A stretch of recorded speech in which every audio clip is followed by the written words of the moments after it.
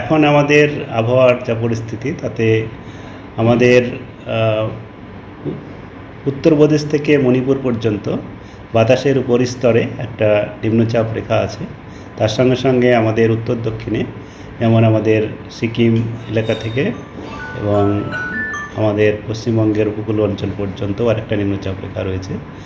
এর প্রভাবে আমাদের পশ্চিমবঙ্গের প্রচুর পরিমাণে জলীয় বাষ্প প্রবেশ করছে এবং তার সঙ্গে সঙ্গে বাতাসের গতি প্রকৃতির অনুকূল পরিস্থিতিও আছে।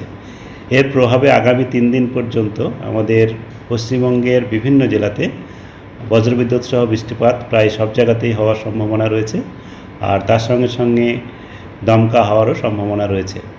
বিশেষ করে আমাদের আগামীকাল যে নির্বাচন রয়েছে, আগামীকাল নির্বাচনের দিনও আমাদের দক্ষিণবঙ্গের যে সব জেলাতে নির্বাচন রয়েছে সেসব জেলাতেই এবং বাকি জেলাগুলোতেও বৃষ্টিপাতের সম্ভাবনা থাকছে এবং সাধারণত মেঘলা আকাশ থাকবে। আর মেঘলা আকাশের সঙ্গে সঙ্গে বজ্রবিদ্যুৎ সহ বৃষ্টিপাত এবং দমকা হাওয়া কোথাও কোথাও 50 থেকে 60, কোথাও কোথাও 40 থেকে 50 কিলোমিটার পর্যন্ত যেতে পারে। তবে মূলত বেশিরভাগ আমাদের সম্ভাবনা এটা দুপুরের পরের দিকেই সম্ভাবনা, তবে কয়েকটা জেলায় হয়তো সকালের দিকেও হতে পারে। তবে বিশেষভাবে আমাদের কলকাতা এবং তার পার্শ্ববর্তী অঞ্চলে দুপুরের পরে বেশি সম্ভাবনা রয়েছে।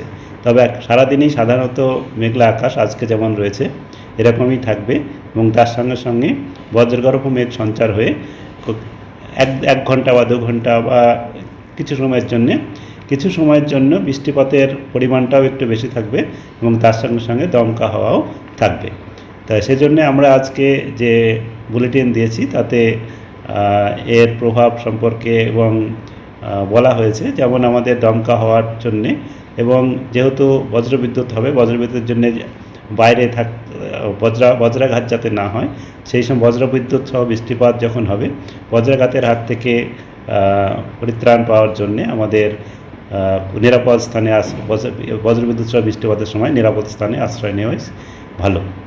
তার সঙ্গে সঙ্গে এই সময় নির্বাচনের সময় অনেকে আমাদের অস্থায়ীভাবে কাঠামো তৈরি করা হয়, যেহেতু দমকা হওয়ার সম্ভাবনা রয়েছে সেই অস্থায়ী কাঠামোগুলোকে সেইভাবে প্রিকশনারি মেজার নিয়ে তৈরি করা ভালো, কারণ হচ্ছে এগুলি না হলে ক্ষতিগ্রস্ত হতে পারে। তা সেইভাবে আমরা আজকে বুলেটিনেও বলেছি, কারণ হচ্ছে দমকা হওয়ার সম্ভাবনা রয়েছে আগামীকাল এবং আজকে এবং তার পরের দিনও রয়েছে।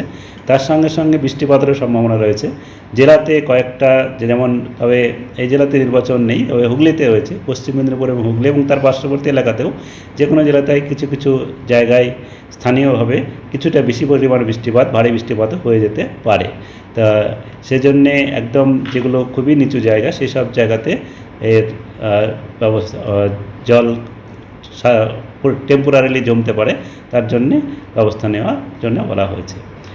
আর তারপরের দিনও 30 তারিখও একই রকম থাকবে। 30 তারিখেও আমাদের দক্ষিণবঙ্গের সমস্ত জেলাতেই বজ্রবিদ্যুৎ সহ বৃষ্টিপাত, কোথাও কোথাও 40 থেকে 50, কোথাও 50 থেকে 60 দমকা হওয়ার সম্ভাবনা থাকছে। 30 তারিখের পরে একটু কমবে, তবে 1, 2, 3 তারপরেও যেগুলো দিনগুলো রয়েছে সেখানে পুরোপুরি শুকনো আবহাওয়া হওয়ার সম্ভাবনা নেই।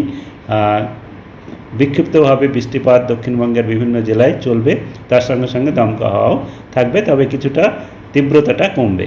আর উত্তরবঙ্গে যদিও নির্বাচন হয়ে গেছে, তবুও উত্তরবঙ্গের ক্ষেত্রেও আমাদের আগামী কয়েকদিনে 40 থেকে 50 দমকা হাওয়া এবং উত্তরবঙ্গের আমাদের যে হিমালয়ের পাদদেশের যে 5টা জেলা, যেমন দার্জিলিং, কালিম্পং, আলিপুরদুয়ার, জলপাইগুড়ি এবং কোচবিহার, এই 5 জেলাতে বিশেষ করে সব জায়গাতেই বৃষ্টিপাত আগামী 4-5 দিন পর্যন্ত চলবে এবং ভারী থেকে অতি ভারী বৃষ্টিপাতেরও 1-2 জায়গায় সম্ভাবনা রয়েছে, মূলত জলপাইগুড়ি এবং আলিপুরদুয়ার জেলাতে, এবং বাকি জেলাগুলোতে ভারী বৃষ্টিপাতের সম্ভাবনা রয়েছে। আর বাকি মালদা, উত্তর দক্ষিণ দিনাজপুর জেলাতেও দমকা হাওয়া সহ বৃষ্টিপাতের সম্ভাবনা অনেক জায়গাতেই থাকছে। বেশিরভাগটা হওয়ার সম্ভাবনা আজ 28 তারিখ থেকে 30 তারিখের মধ্যে, তারপরে ধীরে ধীরে একটু কমবে, তবে থাকবে। এই কারণে এখন যে আমাদের তাপমাত্রা অনেকটাই বেড়ে গেছিলো গত 2-3 দিন আগে, এই তাপমাত্রা অনেকটাই কমেছে গতকাল থেকে এবং আরও 2-3 ডিগ্রি বা 2 থেকে 4 ডিগ্রি পর্যন্ত তাপমাত্রা কমবে। তো তাপমাত্রার বিচারে আমাদের কমফোর্টেবল আবহাওয়া থাকার সম্ভাবনা রয়েছে। কলকাতা তার পার্শ্ববর্তী অঞ্চলের জন্য যেটা বলা হয়েছে, কলকাতা এবং তার পার্শ্ববর্তী অঞ্চলে আজ এবং আগামীকালকে সাধারণত মেঘলা আকাশ যেমন আছে এরকমই থাকবে।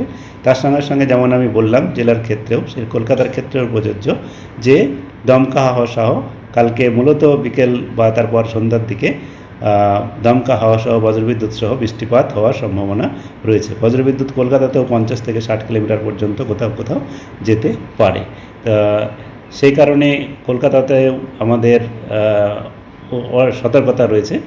আর 30 তারিখেও কলকাতাতে থাকবে, তবে 40 থেকে 50 কিলোমিটার পর্যন্ত যেতে পারে, তারপরেও থাকবে। সেজন্য কলকাতাতে যেটা আমাদের সর্বোচ্চ তাপমাত্রা এখন 32 থেকে 33 এই রেঞ্জেই থাকবে, যেটা স্বাভাবিকের থেকে 1-2 ডিগ্রি কমই।